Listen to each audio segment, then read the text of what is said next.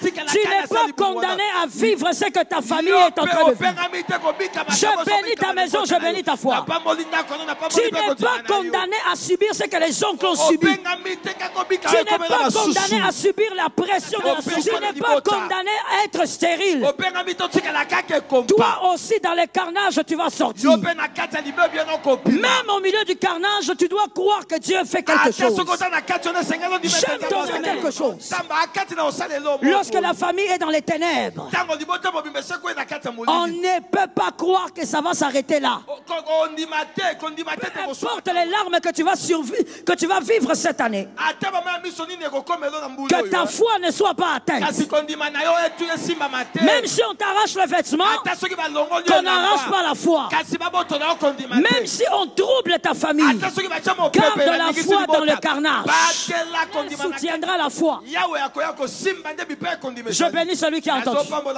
Dieu ne soutient pas les larmes. Dieu ne soutient pas les lamentations. Dieu ne soutient pas les plaintes. Arrête de te plaindre à partir d'aujourd'hui. Dieu soutient la foi. Que Dieu t'aide à garder ta foi. Lève sa main droite en me disant, l'esprit de la destruction ne m'atteindra pas. L'esprit de la destruction ne m'atteindra pas. Voici son repas principal. Tu dois le garder.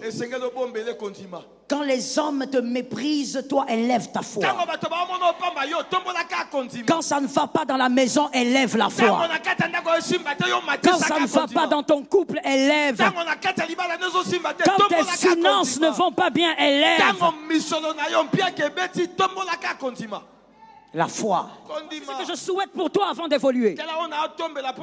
La première chose que je souhaite pour toi, que le ciel te donne ce qui t'appartient. Ça tombe sur toi. C'est une soirée de réception et de reconnaissance. Deuxièmement, lorsque le ciel va libérer, sois capable de faire croître. Troisièmement, sois capable de bénéficier de tes résultats. Que personne ne porte la robe de ta gloire. Ça tombe sur ta maison. Amen.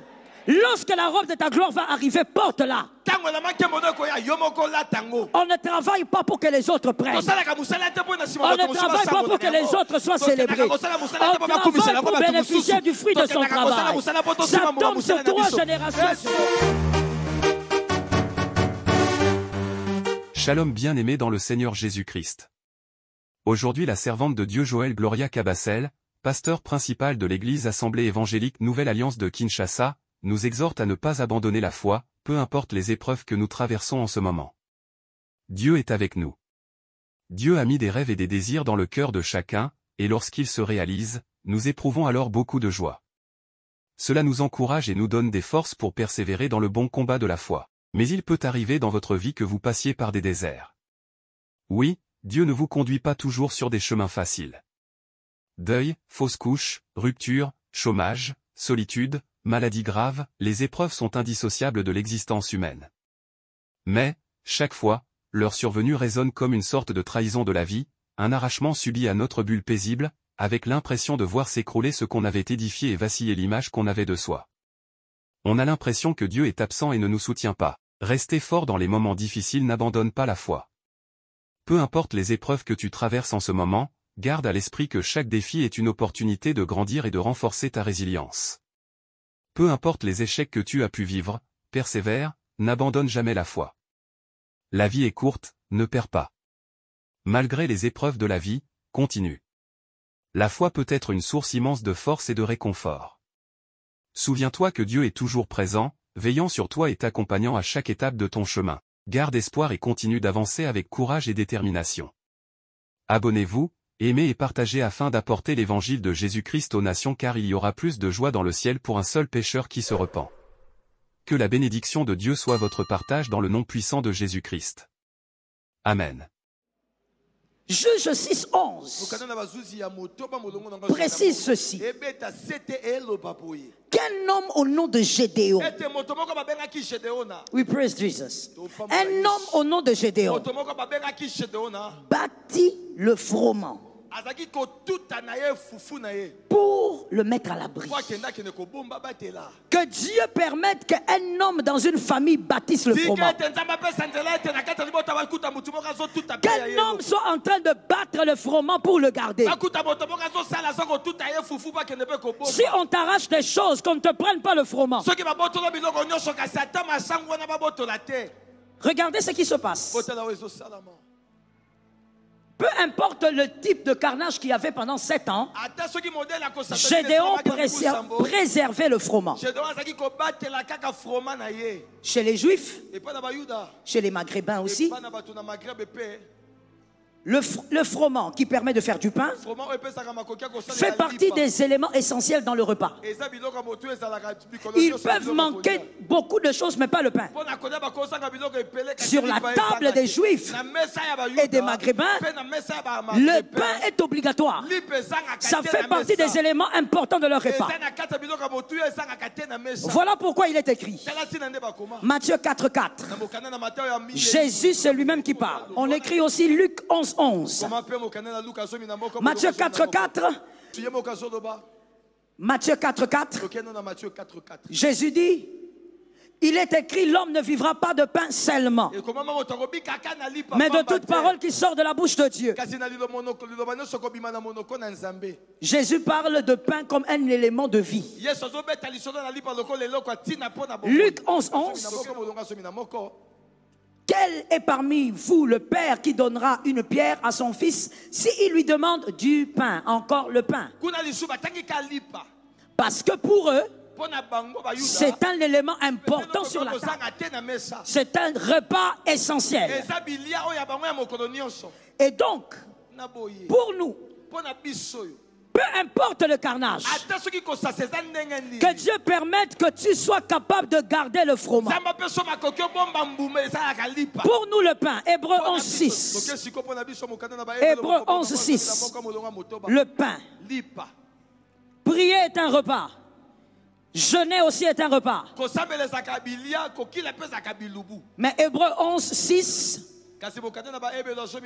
C'est le repas essentiel. Or, sans la foi, il est impossible de lui être agréable. Ton froment, c'est la foi.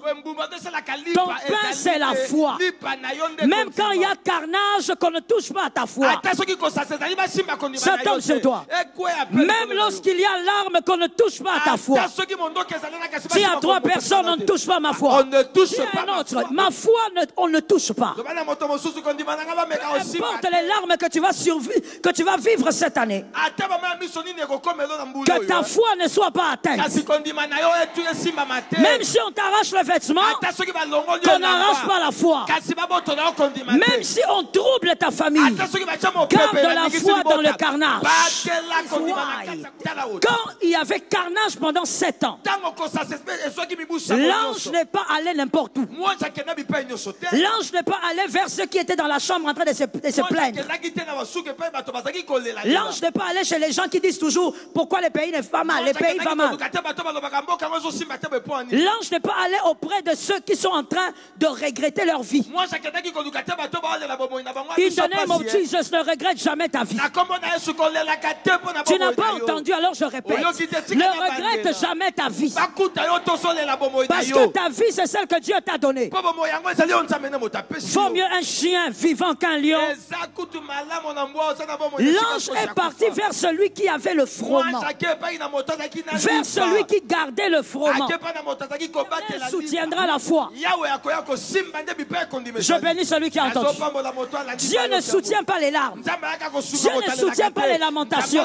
Dieu ne soutient pas les plaintes. Arrête de te plaindre à partir d'aujourd'hui. Dieu soutient la foi. Que Dieu t'aide à garder ta foi. Dis avec moi, quoi qu'il arrive, je garde ma foi. Avec autorité, quoi qu'il arrive, je préserve ma foi. Regarde le voisin, dis-lui, voisin. Voisin, même si tu me fais du mal, je préserve ma foi. Sans la foi, il est impossible de lui être agréable. Il est le consommateur. Voici son repas principal. Tu dois le garder. Quand les hommes te méprisent, toi, élève ta foi. Quand ça ne va pas dans la maison, élève la foi. Quand ça ne va pas dans ton couple, élève. Quand tes finances ne vont pas bien, élève. La foi. Celui qui veut bâtir malgré le carnage doit préserver sa foi. Et si on croit, on bâtit bien. Quand on croit, on bâtit avec solidité. Quand on croit, on bâtit des choses pérennes. Croire. Voici les 5 C. Tu ne peux pas bâtir dans le carnage si tu ne comprends pas ces 5 choses. On va speeder et on écrit. Premièrement, le premier C, croire qu'on n'est pas condamné au carnage, on est un survivant. Amen.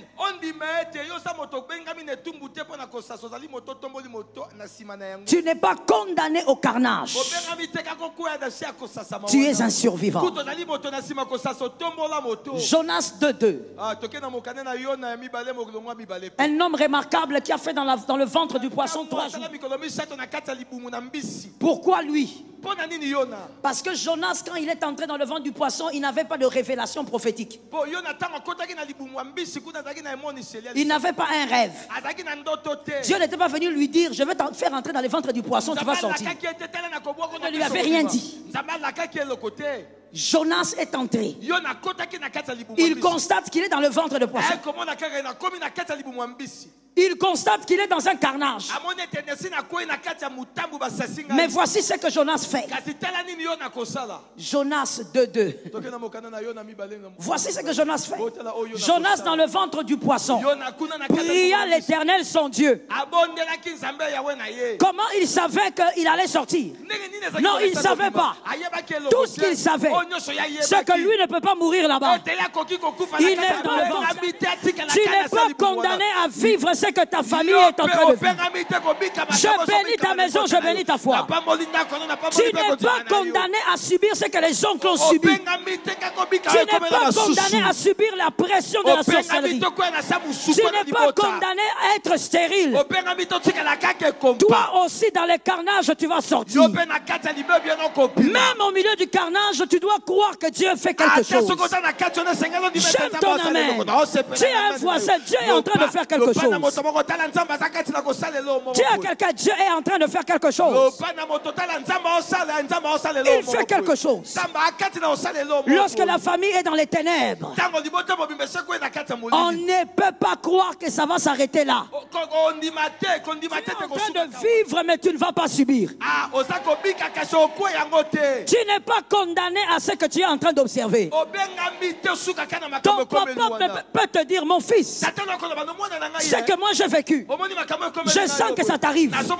Regarde ton papa et dis-lui: papa, avec tout le respect que je te dois, je ne suis pas condamné à voir ta vie. Tu as le nom de ton père mais tu n'es pas condamné. Tu as le nom de ta mère mais tu n'es pas condamné. Jonas a prié. Il ne s'est pas plaint. Il y a des gens qui sont professionnels dans les plaintes, comme si leur vie était la pire des vies. Ce qui ne marche pas ne changera pas parce que tu le dis. Ça changera parce que tu es conscient, consciente que tu n'es pas condamné. Même si tu constates que ce qui est arrivé aux autres a commencé, fais comme Jonas. Élève la prière de foi et déclare que tu n'es pas condamné à rester là. Que quelqu'un dise à son âme: c'est une étape. Je ne t'entends pas. Dis à ton âme: c'est une étape. C'est une étape. Ça passera. Ça tombe sur toi. Deuxième C. Tu dois être capable de croire. Et je précise de savoir également. Croire et savoir que l'élection n'est pas un prestige, c'est une responsabilité. L'élection n'est pas un prestige. Tu as été choisi pour changer la donne, ce n'est pas un prestige. C'est plutôt une responsabilité. La délivrance d'une famille commence par la naissance d'une conscience. Il faut qu'une conscience au milieu de 2000, 3000 personnes naisse.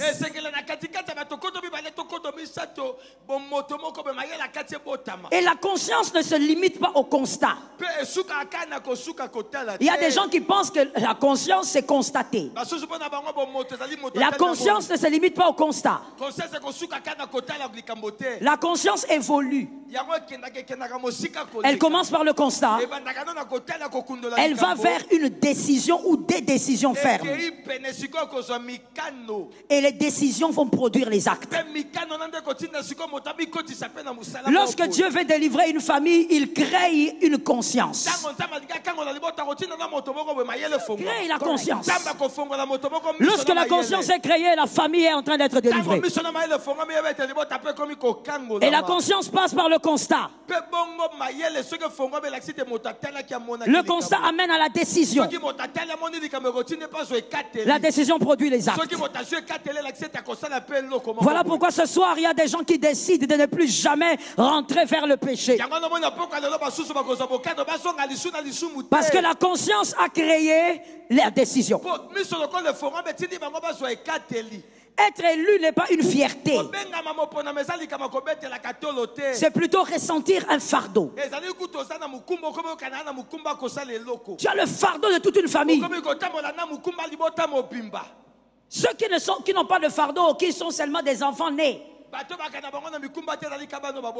ils ont les soucis d'avoir un travail, se marier, avoir des enfants. C'est tout. Mais l'élu, celui qui est appelé à enlever les bornes des familles, il n'a pas le souci de se marier. Il a le souci d'imposer des portes. Ça tombe sur toi. Il n'a pas le souci d'être là, se mettre là avec une robe blanche. Elle n'a pas ce souci-là.